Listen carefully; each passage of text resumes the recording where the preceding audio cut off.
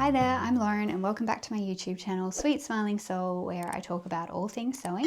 Today we are going to work on the final section of the Playtime Storybook, which is the painting station and the music room. So this is the last panel before we sew it together and turn it into a book. So I would recommend following the PDF sewing instructions and using this video today as an extra visual just to guide you along the way and inspire you as you sew. So let's get into it. So for this next section, we'll need all our standard sewing supplies. I've been using a glue stick quite a bit to help me stabilize some of the pieces before sewing them. So you might want to get something like that or use heat and bond. We've got a little ruler, an erasable pen, scissors, embroidery thread, pins, needles, rotary cutter, and the sewing machine. So I've cut out all my pattern pieces. I'm going to work on the music room first, so I'll put it on the right side of this page, and I'm going to set aside the pieces for the guitar for now because that's something that I'll make later on. I'm going to start by placing the rug on the page. I'm going to place it 2 centimeters up from the bottom edge and just slightly in from the center fold there, so maybe by 1 centimeter or so. You can really place it wherever. If you want it in the center, that's fine. I'm just going to keep it to the left a little bit, and then I'm going to stitch that down around the edges, and then we'll move on to the next step. So you might want to glue it a little bit just so it stays in place, or you can use heat and bond. It's totally up to you, or you can just pin it and take it straight to your machine. So I'm just going to place a little bit of glue, and now I'm going to stitch it.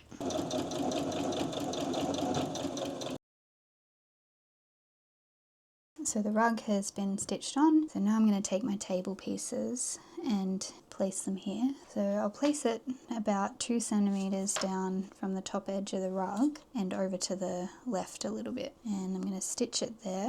I'm going to stitch all around the edges. So I'll take my glue stick again, put a little bit on the end. I'll take it to my machine and stitch around all of those edges.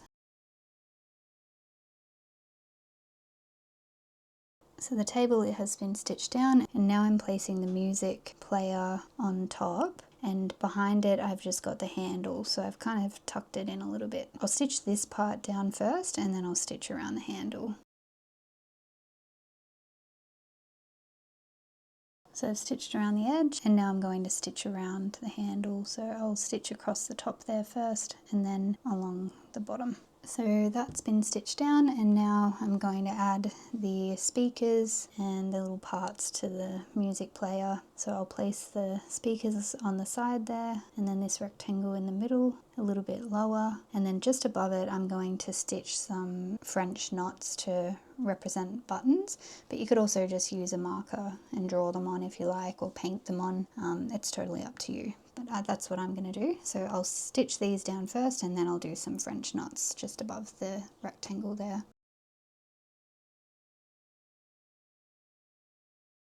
So before I add some French knots as the buttons on the music player, I'm going to do the disco ball. The disco ball will be placed around here, and I've already drawn my squares or the mirrors on the disco ball. I practiced on one side and it didn't go so well, and then I did the other side and I was happy with that. But I suggest that you practice on a bit of scrap paper before drawing on your fabric or your felt. So I just wanted to show you how I made this pattern. I basically just drew a straight line down the middle of the circle. So you have the pattern for this circle, so you can just trace it and then draw over it. So I just do a straight line in the middle, then I come out a little bit and I do a slight curved line, and then I just kind of follow that curved line that I've made. So you might want to practice a few times before you draw on your fabric. And then on this side we want to go in the opposite direction, so kind of curving that way. So I've drawn about 4 lines in both halves, if that makes sense. And then I'm going to turn it and I'm going to do the same in the opposite direction. So I'll just draw 1 line in the middle.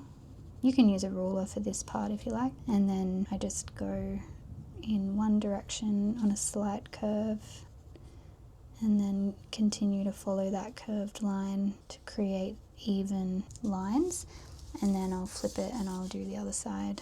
So that's how I did that. You could also just draw like little mirrors, like squares kind of thing, even just on one side. Like if you had I mean, I'm not an artist, but yeah, you could just do a few squares if you like, or you can just do like a little star, like as if it's kind of shining, because it is a mirror ball.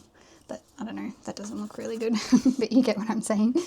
I would suggest playing around with a few designs and then drawing on your fabric. So I'm placing the disco ball about 3 centimeters down from the top edge and about 4 centimeters in from the right. So just so that it's away from the edge again, and we have enough room to draw or stitch a little bit of string just above the disco ball. So I've changed my thread color to a gray because I don't want it to be too obvious, and I'm going to stitch really close to the edge.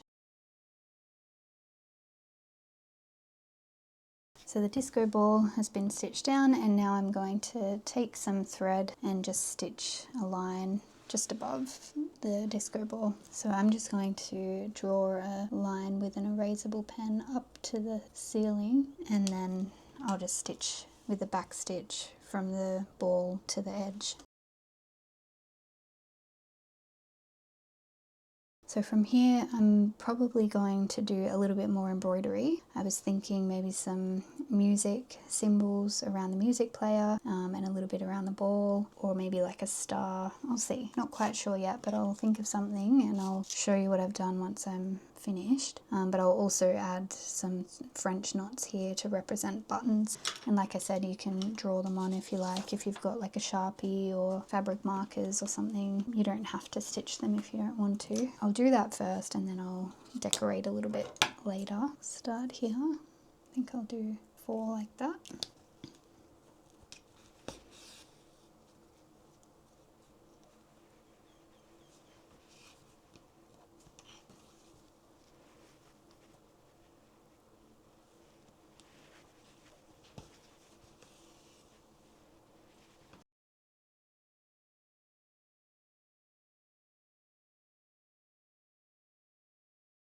So they're not very straight, but that's okay. So you can put the buttons wherever you like. There's no right or wrong. So I've added some music symbols around the music player. I've got my buttons here and just a few little crisscrosses to show that they're speakers. And I've also got some sparkles happening around the disco ball. So the music room is done, and you have a choice to create the guitar if you like. You can stitch it to the page or you can keep it separate, but the steps for that is in the additional features section of the instructions. So now I'm going to move on to the final page, which is the painting station. So I've got my pieces cut out and ready to go. So I'm going to start placing them on the page and stitching them down one by one. So I've already pressed in the 5mm seam allowance on the window frame, so that's ready to go. And I've got my window backing here. So I'm going to start by placing it on the page, and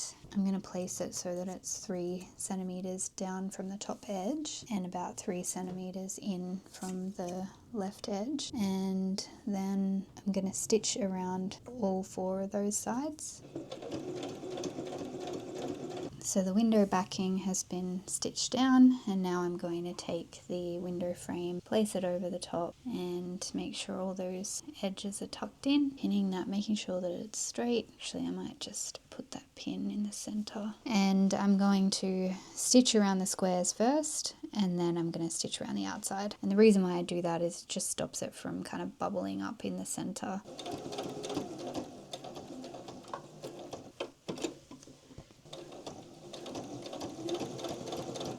So I've just stitched down the window, I've stitched the squares on the inside and around the outer edge as well. And now I'm placing the stool on the page. So I'm going to place it 2 centimeters up from the bottom edge and 2 centimeters in from the left edge. Just use my glue stick again and lightly secure them so that they're not shifting. I've got my legs there, and I'm just going to place a light little bit of glue, and then I'm just placing my tabletop or the stool top just there. And now I'm going to stitch around those edges. I'll stitch around the tabletop first, and then I'll stitch the legs. So I've stitched the stool down, and now I'm going to place the paintbrush cup in the center there, and I'm going to stitch along all 3 bottom edges. So I'm going to leave the opening at the top so we can put little paintbrushes in later on. Then I'll move on to, I'll just show you now because I think I might stitch it straight after, but then I'm going to place the rug the same level as the stool, so 2 centimeters up from the bottom edge, and then slightly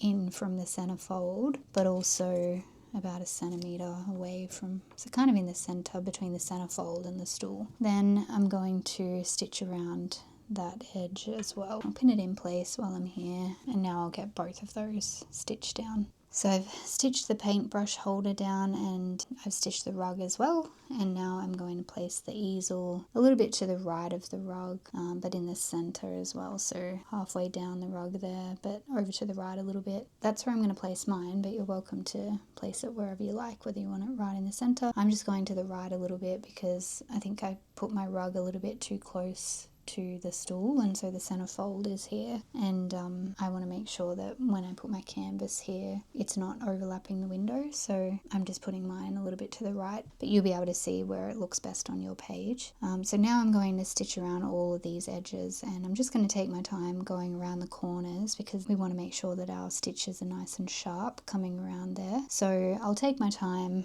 and then once that's stitched on we'll work on the paint canvas.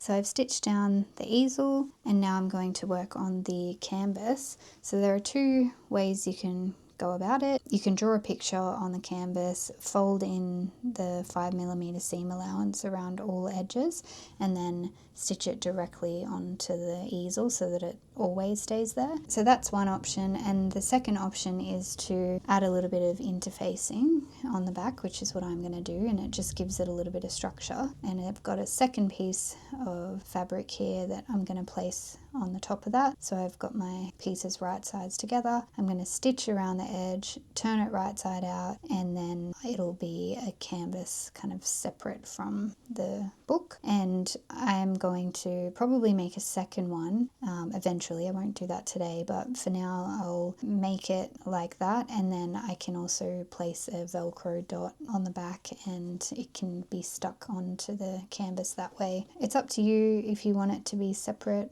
or attached to your book, or you might even have another idea that you want to try. So I'm going to show you how I go about doing that today. You can also see these steps in the instructions as well. So I've already ironed on the interfacing, and I've got a second piece here, so I'm going to place it right sides together, and I'm just going to line them up so that everything's even. And my seam allowance will be 5mm, so I'll make sure that I'm stitching 5mm around the edge, and I'm also going to leave an opening along one edge so that I can turn it right side out. So I think I might start at this end. I'm going to start sewing here, turn the corner, then come around, go all the way around, then I'll turn the corner and come in slightly. That'll just help me tuck that opening in later if I come in a little bit on either corner. So I'll do that now, and then I'll show you the next step. So I've sewn around the edge, I've come in a little bit at the bottom on each side, and I'm just going to trim those threads now, and I'm also going to trim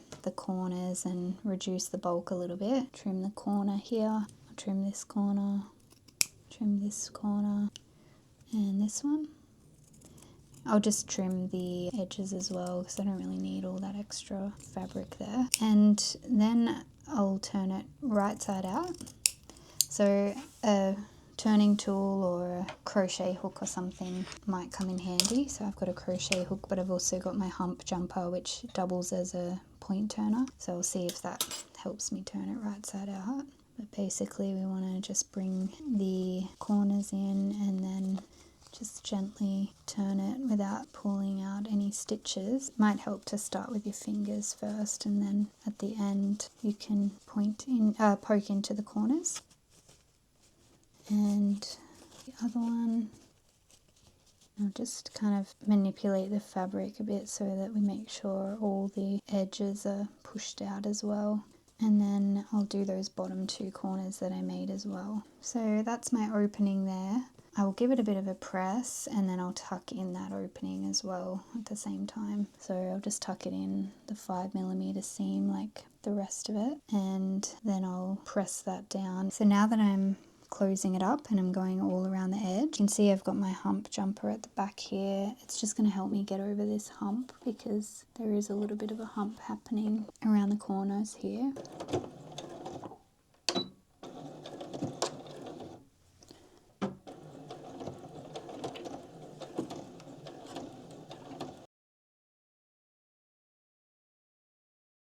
Yeah, see, that's when the hump jumper comes in handy, so otherwise the needle just keeps going in the same spot.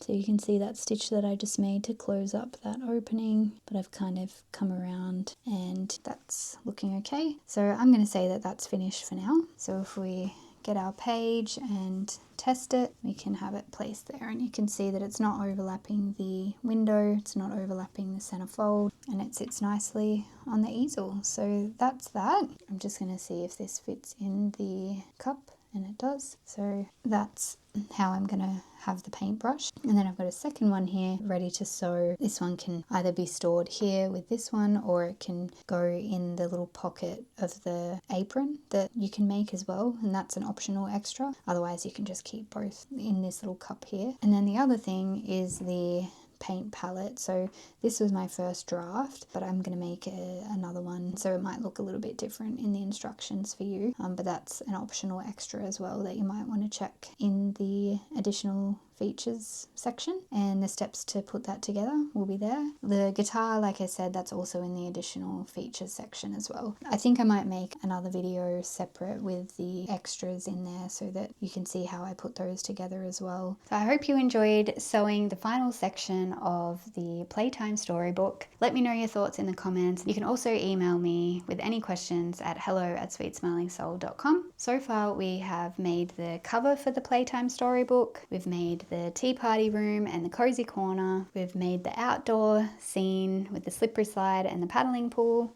and now we've got this last scene where we have the painting station and the music room. So in the next video I'm going to show you how to sew it all together into a book, and you can really see it come to life. Thanks again for watching, and I'll see you in the next video.